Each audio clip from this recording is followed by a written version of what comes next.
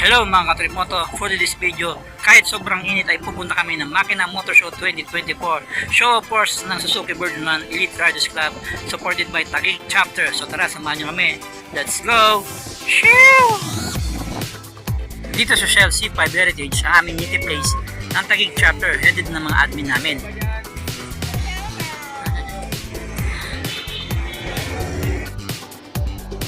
At nag-take off na kami mga katrimoto.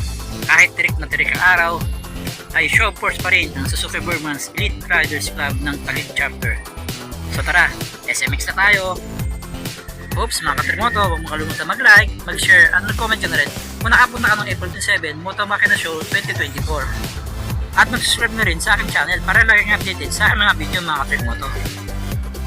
Kasama nga ang asawang si Jomelyn at nag-grip t-shirt na kami dahil ito ang code dress ng Taguig Chapter. Ito, Moto Makina Show na. Pasok na tayo.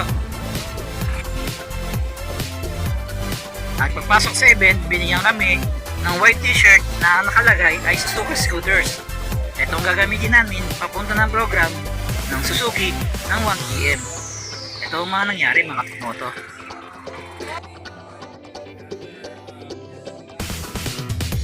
At pinakita rin sa program ang nagtap sa Sibulig ng Suzuki Birdman's Econo Run.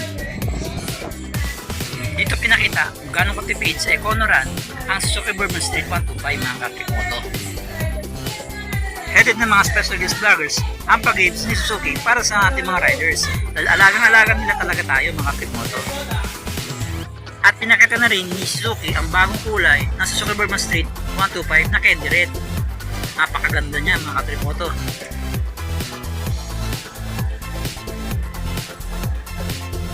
At syempre, hindi mawawala ang bagong version ni Suzuki Birdman Street 125, ang EX.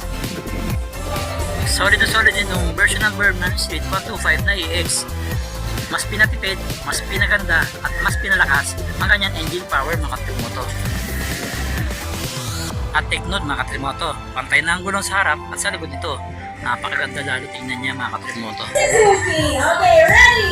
In 3, 2, 1, go!